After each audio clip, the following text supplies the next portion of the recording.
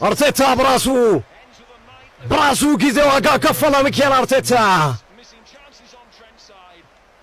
ትልቁን አጋጣሚ ሲቲ ግራውንድ ላይ አሸንፎ ወደ 9 ነጥብ ከፍ ማድረግ የሚችልበትን እድል መጠቀም አልቻለም።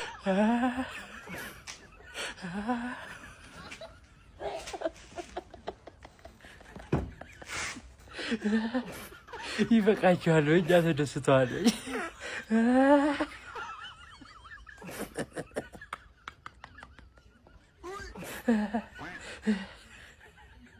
ኢሌጋሙ ጎፋ አርባ ምንጭ እሱን ስትገረፍ ትበላለህ። ቂንጭ አለ ጀባ ምንድነው? ጀነት ገባን እንዴ?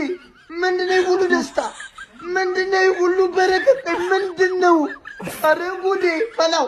ይኸው ቀድም አስጥያለሁ፣ አሁን አስጥይላለሁ። ጠንጣጣ ኧረ ያበደ ሳምንት ነው። ያ አላህ አውጅሙ አቻ በጣም በቂ ነው። በቂ ብታሸንፉ ጥሩ ነበር። አሁን በ7 ነጥብ ነው ልዩነታችሁ። በጣም በቂ ነው። በቃ መበሳጨት መናደድ አያስፈልግም።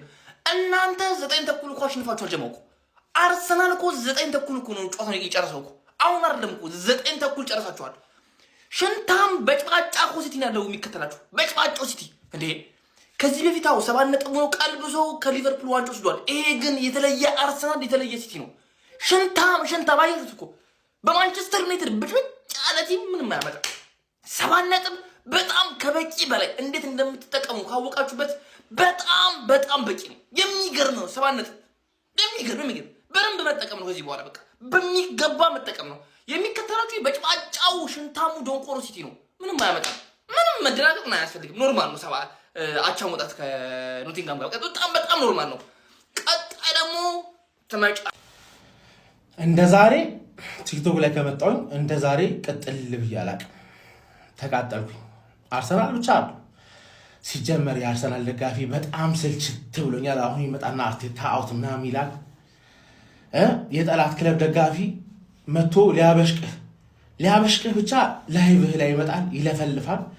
ግን መተባበር አይፈልግም። አድናቂህ ነው፣ አንተን ማየት ይፈልጋል፣ ግን መተባበር አይፈልግም። ዛሬ በጣም የተቃጠልኩት ቲክቶክ ምን እናንተን ለማዝናናት መሞከር እስኪያስጠላኝ ነው። ቋቅ ምቀኛ ብቻ ነው።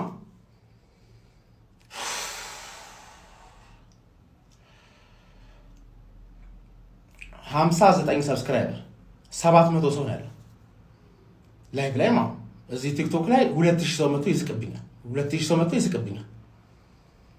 እኔ ሰዓቴን ሁላ ኢኩዊፕመንት ምናምን አሟልቼ ሰዓቴን ሰጥቼ አንተን ማዝናን ነው ሙድ እንድትይዝብኝ ብቻ ነው። አስብበት። ትቀልጋላችኋ። ሰው እንዳያልፍለት ብቻ ምናምን አቡ መርዝ ብሉ ሁላችሁም። አንድ የሚናገር አርቴታ ምናምን የሚል ያርሰናል ደጋፊ ራሱ አንተ ራሱ እንዴት ባንገቴ እንደዚህ ብትወጣልኝ ይሻለኛል። እንደዚህ አንቀጥልም። እንደዚህ አንቀጥል። የሆነ ነገር መቀየር አለበት።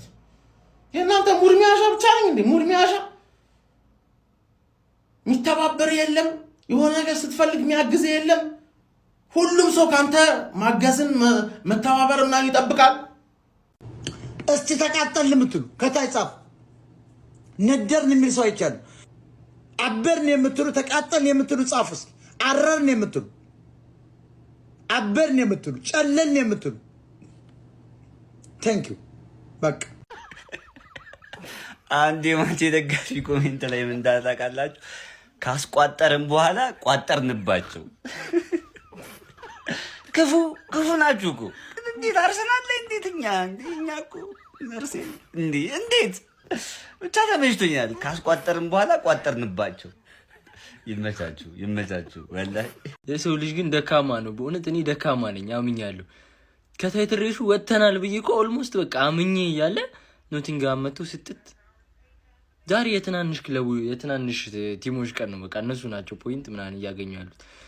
ቶፕ 1 እና 2 ያሉት ቲሞች ሳያገቡ ነው የወጡት። እንግዲህ እነዚህ ሻምፒዮን መሆን ይገባቸዋል። እኛን እኮ ነው እየመረጠ ያለው። ይሄኛውን ወፍ ነው፣ ይሄን ዶሮ ነው፣ ይሄን እኛን ነው እየፈለገ ያለው እኮ። ፕሪሚየር ሊግ እኮ እንዴት ነው ማይታያችሁ? ለኛ ሳላ ሲመለስስ፣ አይዛክ ሲመለስስ፣ ባክ ቱ ባክ ቻምፒዮን። አረ መላ የሆነ ክለብ ቢኖር አርሰናል ሆኗል። ያራዳ ልጅ ማለት ነው። ማንቸስተር ሲቲ በማንቸስተር ዩናይትድ አስደናቂ ብቃት ነጥብ መጣሉን ተከትሎ ማለት ነው በሚገርም ሁኔታ ይህንን ጨዋታ ይጠቀመዋል። ወደ 9 ነጥብ አስፍቶ ፕሪሚየር ሊጉን የሚያሸንፍበትን እድል በእጅጉኑ ያሰፋዋል ሲባል 17ኛ ደረጃ ላይ በሚገኘው ኖቲንጋም ፎረስት ያራዳ ልጆች ፎረስት ውስጥ ገብቶ የት እንደገባም አልታወቀም። እንደውም ማዱኪ የጫካ ስልቱ አለኝ ከሃንገማን የመጣሁት ብሎ ሲሞክር ሲታገል ነበረ። ከዛ ውጭ ወደ ውጭ ሆኗል ማለት ነው። ምንድነው የተጀመረው ነው? ኤሊዮት አንደርሰን ምን ጉድ ናት? አንተ ጤነኛ ነህ? ማትስ በረ ሴልስ ጤነኛ አይደለም። እነ ሞሬሎ ጤነኛ አይደሉም። ለዚህ ሲሆን ይበረታሉ። ኬት እንዳይመጡም አይታወቅም ነው የምልህ። ምን እንደተነካው አይታወቅም። አርሰናል በቃ ጥሩ ብቃት ላይ አይደለም ብሎ ቡካዮ ሳካን ነው አስቀምጦ የጀመረው። በሚገርም ሁኔታ አሪፍ ነበረ፣ ነገር ግን ውጤት ማግኘት መቻል አልቻለም ማለት ነው። ከቆሙ ኳሶች ብዙ እድሎች ተገኝተው ነበር፣ ነገር ግን አንዳቸውም ጎል መሆን አልቻሉም። ማትስ ሴልስ የቀልድ አልነበረም የገባውት ብሏል ማለት ነው። ያራዳ ልጅ ይህንን እድል አባክኗል። አርሰናል ሲቲ ነጥብ እየጣለ ነው። አርሰናልም ተከትሎት ብቻዬን ሩጫ ዋንጫ መብላት አልፈልግም ይሁን አልገባንም። እስቲ ሀሳብ አስተያየት እናንተ ነው። ሼር ኮፕ ሊንክ ይደረግ፣ ፕላስ ምልክቷም እንደዛው። ይመቻችሁ፣ በጣም ይመቻችሁ ከምር ደስታችን ላይ ማለት ነው። ጉጉታችን የጠበቅነውን ያህል ማለት ነው። ደስታችን ላይ እንደዛ ሲቲ ስለተሸነፈ ቦርቀን ጨዋታችሁን ጠብቀን ታስደስቱናላችሁ፣ ደስታችን እጥፍ ድርብ ይሆናል ብለን ጠብቀን ደስታችን ላይ ውሃን የደፋችሁበት በእውነት ማለት ባለፈውም እንደዚህ ላይክ እኛ ብቻ ነን እንዴ ጨዋታውን የምንጠብቀው? ቤተሰብ ማለት እኛ ብቻ ነን 3 ነጥቡን ስንጠብቀው የነበረው? እንዴት ነበረ ገብተው ሲጫወቱ የነበረው? በእግዚአብሔር ተገደው የገቡ እኮ ነው የሚመስለው። ተገደው ዛሬ መጫወት አለባችሁ ግዴታ እኮ የገቡ እኮ ነው የሚመስለው። ፍላጎት የላቸውም ጭራሽ። ሙሉ ቡድኑ ጥሩ አልነበረም። በቃ ኃላፊውሪ ናፈቀኝ ቲምበር ያለ ቦታው አይመጣውም። ሲቀጥል ማርቲኔሊ ያችን ኳስ ለምን ሳትካት? ያ ሁላ ጣጣ ያመጣው ያንተ ይችን ኳስ መሳት ነው። መሳት አልነበረብህም። ያቺ ኳስ ታስቆጫለች። ታመምኩኝ ቤተሰብ ታመምኩ። በቃ ተመሳሳይ ሊቨርፑልን ጨዋታ ደገሙልን። ሃይላይት ነው ያሳዩን። ራሴን አመመኝ። እንደዚህ በጉጉት በቃ ደስታችን እጥፍ ድርብ ይሆናል ብለን ስንጠብቃችሁ እንደዚህ አይነት ጨዋታ ነው የምታሳዩን። አርቴታ ራሱ ሳካን ቤንች፣ በእንደዚህ አይነት ወሳኝ ጨዋታ ላይ ሳካን ቤንች። ለነገሩ ኖቲንጋም ማለት ግን ሺት የሆነ ቡድን ነው ዘንድሮ 17ኛ ደረጃ ነው ያለው ቤተሰብ ግን ተቃጠልኩ። ይሄ ሰንዳይሽ የሚባል አሰልጣኝ እንዶ እሱንና አስቶን ቪላን እማላይበት የት ልሂድ? በመድኃኒዓለም እማላይበት የት ልሂድ?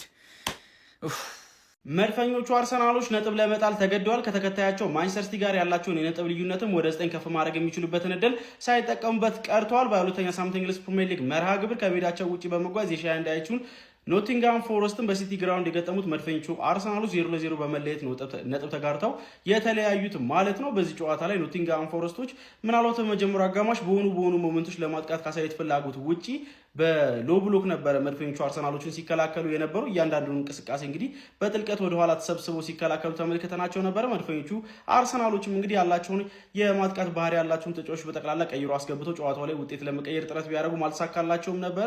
በጨዋታው ላይም ትልልቅ የሚባሉ የግብ ዕድሎችን ለመፍጠር ተቸግረው ተመልክተን ነበረ። የኖቲንጋም ፎረስትን አጥር አልፎ ለማስቆጠር እንግዲህ ዳገት ሆኖባቸው ነበረ። በዚህ ጨዋታ ላይ ምናልባት የማርቲኔሊን ያችን በጣም የምታስቆጭ ኳስና የዮኮሬሽን ረጅም የሜዳ ክፍል ከፊቱ የሚጠብቀውን እንቅስቃሴ ካላነሳን በስተቀር ትልቅ የጎል አጋጣሚዎች ተፈጥሮ ነበረ ብሎ ለመናገር በጣም አስቸጋሪ ነው። ከዚህ ጨዋታ ትልቁ አትራፊ ቡድን ኖቲንጋም ፎረስት ይመስለኛል። የሚፈልገውን ነገር በሜዳ ላይ ይዞ ገብቶ እንግዲህ የሚፈልገውን ውጤት ይዞ እንደወጣ ነው የሚሰማኝ። ለኖቲንጋም ፎረስት እንግዲህ ለወራጅ ቀጠና የቀረበ ቡድን ስለሆነ 17ኛ ደረጃ ላይ የሚገኝ ቡድን ስለሆነ ወሳኝ ውጤት ነው። ለመድፈኞቹ አርሰናሎች ግን አስቆጪ የምትባል ነጥብ ይመስለኛል የጣሉት። በፕሪሚየር ሊጉ አሁን ላይ ከማንቸስተር ሲቲ ጋር በ7 ነጥብ ልዩነት ከፍ በማለት እንግዲህ 50 ነጥቦችን በመያዝ አንደኛ ደረጃ ላይም ተቀምጠዋል ማለት ነው። ለማንኛውም እናንተ ስለዚህ ጨዋታ ምን ትላላችሁ? ሀሳባችሁን ኮሜንት ሴክሽን ላይ አካፍሉኝ። የፕላስ ምልክቱን በመጫን ፈጣንና አዳዲስ የሆኑ እግር ኳሳዊ መረጃዎችን ማግኘት ትችላላችሁ። የሊጉ መሪ አርሰናል ከኖቲንግሃም ጋር 0-0 ተለያይቷል። እውነት ዛሬ አርሰናል ትልቁን እድሉን ያባከነው ከሲቲ ጋር እንደምታውቁት ጋፑን ሰፋ ያደርግ ነበር። ሲቲ ተሸንፏል። ዛሬ በተደጋጋሚ እንደዚህ አይነት ስህተት ይሰራል። በየአመቱ እኮ ነው የምላችሁ። አሁን ዛሬ እኔ ማን ላይ ጥያቄ እኔ አርቴታ ላይም አንዳንዴ ጥያቄ አነሳለሁኝ። አሁን በቃ ልጆቹ ምንም ፍላጎት አልነበራቸውም። ማርቲኔሊ ያንን ኳስ ለነገሩ እኔ ማርቲኔሊ ለወቅሱ አልችልም። ምክንያቱም በቃ አርሰናል ለዋንጫ የሚያደርስ ልጅ አይደለም። ግን አሰልጣኙ ካሰለፉ ምን ይደረግ? ገብቷቸዋል። አሁን የኮሬሽ አሁን እንደዛ አይነት ጨዋታ ላይ ነው ይዘህ ካልወጣ ቡድኑ ይዞ ካልወጣ ለምን መጣ የሚለው ነገር ታነሳበታለህ። እስከዛሬ አርሰናል ስላልቸገረው ማንም አያነሳም፣ ጣት አይቀሰረበትም። ግን እሱ የመጣው አርሰናል በእንደዚህ አይነት ሁኔታ ላይ ሲሆን ጎል አስቆጥሮ ይዞት እንዲወጣ ነው፣ ወደ ዋንጫውን ለማድረስ ነው። እስከዛሬ እኮ ጎል እያሸነፈ ስለሆነ አርሰናል ጥያቄ ማንም አያነሳበትም፣ ምክንያቱም ችግሮች አይታዩም። አርቴታን በርግጥ ለሱ አሁንም በፎልስ ናይን ነው የሚጫወተው፣ ለሱ ምንም ያመቻቸለት ነገር የለም። ሁሌ እንደዚህ አይነት እድሎችን ካባከልክ ችግር ነው የሚሆነው። እኔ አሁንም እንደዚሁ ደግሜ ነው ነገራችሁ፣ ለአርሰናል ስጋት የሚሆነው ልጆቹና አርቴታ ብቻ ናቸው። ከሰጋችሁ እነሱን ነው በቃ መስጋት ያለባችሁ። አሁን የዛሬውን እንዴ በጣም አትበሳጩበትም?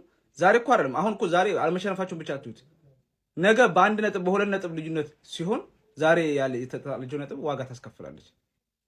ለአርሰናል ደጋፊዎች የሚያስቆጭ ይመስለኛል ግን ይሄ እድል ማባከን በጣም የከፋ ነው የሚሆነኝ። እስቲ ለማንኛውም እናንተ በጨዋታ የተሰማችሁን ኮሜንት ላይ አስቀምጡ። ቪዲዮ ከተመቻችሁ ኮፒ ሊንክ፣ ፖስት፣ ላይክ ማድረግ እንዳይረሳ። ቴንክ ዩ። ሜዳ ውስጥ አትፋለጡና ጨዋታ ሲያልቅ ማለት ነው እጃችሁን ጭንቅላታችሁ ላይ አድርጋችሁ እንደዚህ ኑ ያ ከሊ ልጅ የሚያስብል መስሏል አይደለ? እጅን ጭንቅላት ላይ ማድረግ ወይኔ ምን አይነት እድል ነው እያባከነን ያለ ነው። ግን ምን አይነት እድል ነው እያባከነን ያለ ነው። ማን እንዴት አይነት ረቢለሽ ጨዋታን የተጫወተው! እንዴት አይነት ረቢለሽ ጨዋታን የተጫወተው! ወይኔ የሚረባ ሙከራ እናደርግ፣ የሚረባ ጨዋታ አልተጫወትን እንዴ! እስኳዳችን ሙሉ አይደል እንዴ? ሙሉ እኮ ነው ሙሉ። አሁን ምን ጎደለ? ምን አንድ ካላፊውሪ ለናቱ በቃ። ከዛ ውጪ ምን የጎደለን ነገር አለ? ኢንቨርትድ አድርጎ የሚጫወት የሚቸግረን ተጫዋች ያለው አንድ እሱ ብቻ ነው። ከሱ ውጪ ሙሉ ስኳድ አለ። ታዲያ በዚህ ሁኔታ ውስጥ እንዴት ነው የረባ እንኳን ረብ ያለው እንኳን ጨዋታ ማንጮተው? ማን 9 ነጥብ እንደዚህ እንደናፈቀኝ ቀረው ማለት ነው። የ9 ነጥብ ልዩነት እንዲሁ እንዳማረኝ ቀረው ማለት ነው። ማን ወይኔ ይፉ